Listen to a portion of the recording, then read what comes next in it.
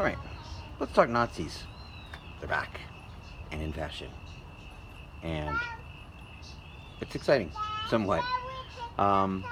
Nazis, unlike any other political group, enemy, or any institution whatsoever, Nazis, in particular, to the American psyche, hold a very dear role.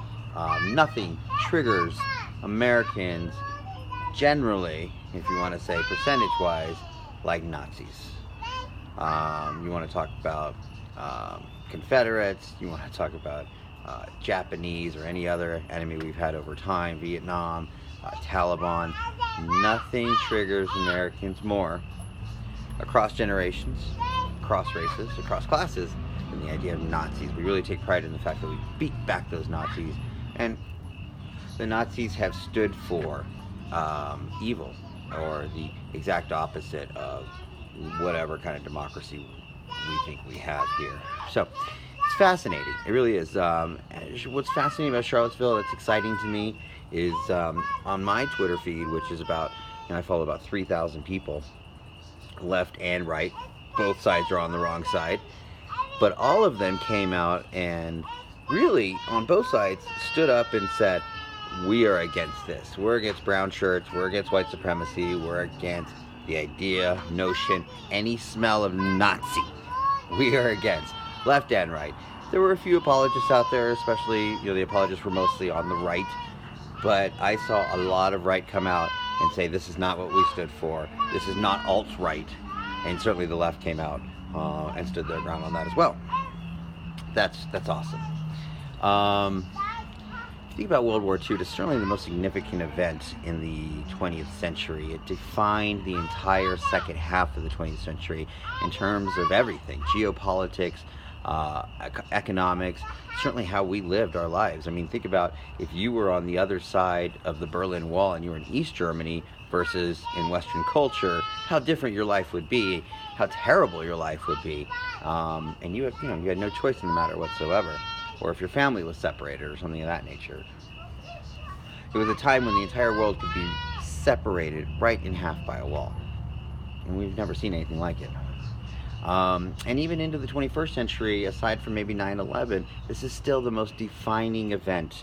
If you talk about millennials, people that were born who maybe they don't even have grandparents that were around in World War II, that's how young they are, they still look at their geopolitical scape right now based on what they know, the usual high school narrative on what they think of World War II. So they also, in their American psyche, have this as a huge turning point for themselves. And what's fascinating about this is it holds such a huge epicenter in our psyche, and we stand very much opposed to it, and we all understand the significance of this war, World War II, but few of us, if any of us, and this includes me, really take the time to unravel the mysteries involved with this war. Because immediately, if you think about it, there are so many unanswered questions about this war. So many dead ends, so many unanswered questions, so many contradictions. And I'm not just talking about revisionism. Certainly that plays a big part in the big picture. But revisionists just stop there as well. They don't go to that next level of, well, if there is revisionism taking place, then the whole world is in on it, or at least all the world's leaders. What does that mean, per se? Too often, we're so intense on finding the villain, or a villain, that we stop there as soon as we can find someone to blame. And that's such immature thinking. You constantly have to understand that we are always in context of a network of people and power. And if there's one person to blame, there are many people that are co-conspirators with that person. It takes many people to be involved on this level. So to just find blame on one side of the coin, if that's where you think you are with your research, you've only hit the first step. So none of us really unravel the mysteries that are involved with World War II and really answer the questions that we need answered. As soon as we find a little bit of truth, or we uncover some, part of research that hasn't really been uncovered, we kind of just stop there. And this is true with almost every topic, but certainly World War II. So I don't certainly have the entire narrative. But I'm going to turn some corners in the narrative, in the roadmap of the World War II narrative, that will put you in a position to go one way or the other and start looking at this war from a different perspective. And I can't do it all, but I'm going to look at some angles right now, and then we'll do some more on another video. One of the strongest points I like to make about World War II right off the bat, though, is everyone really circles around this idea of Hitler, and him being the epicenter of the entire movement. Hitler was a speaker.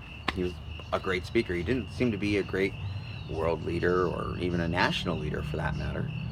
His reign was pretty short, less than 2 terms of a presidency if you think about it. And in those 2 terms, he was able to fight the entire world and basically plunder his country into further debt than it had started with, years of reconstruction, and being second-hand to the rest of the world for the rest of its life.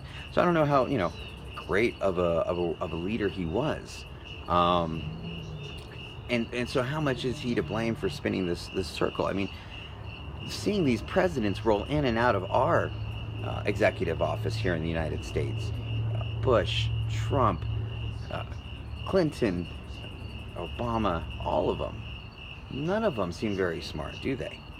And all of them, as we're adults and we see them pass through this executive office, more and more, we start to recognize that these people aren't really in charge. These people are the puppets. These people are the mouthpieces. These people are the entertainers, the actors, if you will. The actors, right? So we start looking deeper on the American level to figure out who's funding them. People like Robert Mercer, who's got them compromised. People like George Soros, whatever the case may be. So to think about Hitler as being the major motivation behind the war and behind the acceleration of the German economy is immature. It's silly. Obviously, he's a mouthpiece. Obviously, he's a puppet. I mean, I don't know how many times I have to hear, oh, he was such a great soldier. What a soldier. He showed amazing... Who are we talking about? Jefferson? George Washington? As you start inspecting these stories of our national leaders in our wars, whether it be the Spanish War, the Revolutionary War, whatever the case may be, you start seeing that a lot of them have the same courage stories, like Jefferson's story of standing up in front of the ship to draw bullets from the enemy so that the rest of the troop can get out. Well, same thing George Washington did, a miracle, right? When I hear, oh, this world leader was such an amazing soldier, that's propaganda, okay? It's propaganda. I don't even know, he didn't even serve, okay? Didn't even serve, probably, in my estimation. Let me make my point thoroughly clear here, okay? On the ineptitude of Hitler and how he is just a puppet. Here we go. Hitler does not know how to build roads, tanks,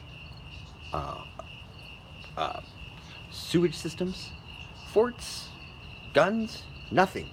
Nor did any of his inside compatriot crew of Goebbels and Mengele and all the, the names, right? None of these guys were industrialists, okay? These guys were political idealists from universities. They might as well have been Karl Marx. Point being, who were those industrialists that drove that economy from the depths of its depression in World War I to being this industrial powerhouse? Who builds the railroad tracks? Where did they get the resources at such a cheap level to do that? Who built the Autobahn? Did Hitler go out there and build the Autobahn?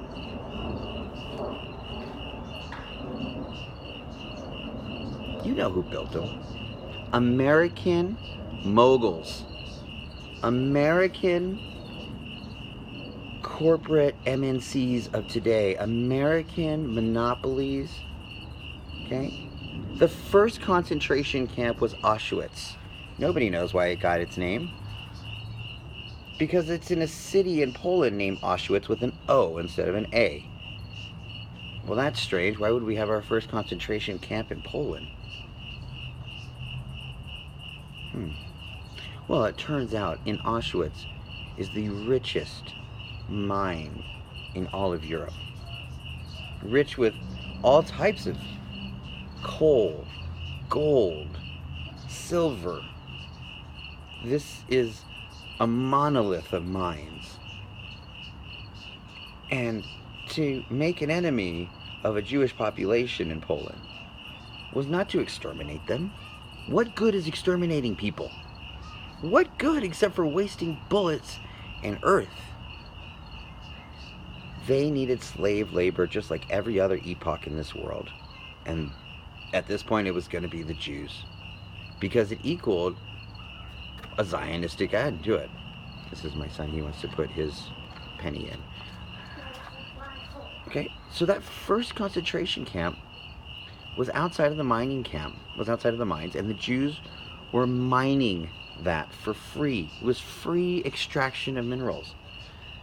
Now, to get minerals out and to keep a concentration in, you need a railroad track. The first railroad line that was ever laid in Poland, leading up to Auschwitz. That's the Harriman brothers. Those are Americans, okay? You could go on and name all of the greatest American, capitalists of our time, okay? DuPont, Heinz, Ford.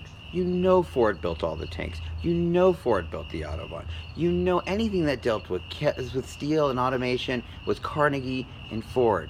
The Harriman brothers, the Bushes.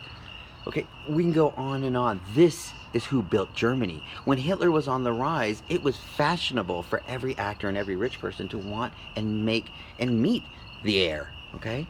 That was the propaganda that was going around, because the elites understood that he was fighting for elites. See, in the background in Russia, the Bolsheviks were starting a labor revolution, and they were taking the rich's money. They were killing rich people in the streets and redistributing wealth. Do you know how scary that is for a wealthy person? Okay? This was their defense. The wealthy.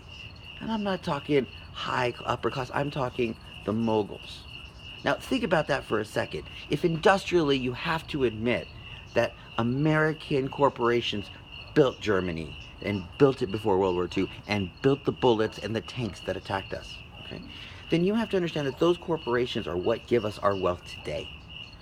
And that as Americans, we live fat on the farm because we owned concentration camps in Germany. Okay? That we as Americans have hegemony and have the richest country in the world because we ruled concentration camps, because we are ruled by Nazis. The Nazi Party industrialists are the American corporations. Okay? So while we live fat on the hog and enjoy our Apple phones and treat the world like our slaves, remember where it started. It started in World War II. Okay? We didn't beat the Germans. We are the Germans. Understand that. And that goes for England too, of course. Okay? Now let's look at another deep level here. Who's Hitler? Right? For you flat earthers out there, I'm with you. Okay? We all have the same narrative here, right? Disney, Van Braun, Paperclip Project. What? Disney, Van Braun, okay, you take the scientists from Germany, I guess. Okay. Disney. Nobody can make that connection for you. Right? We'd need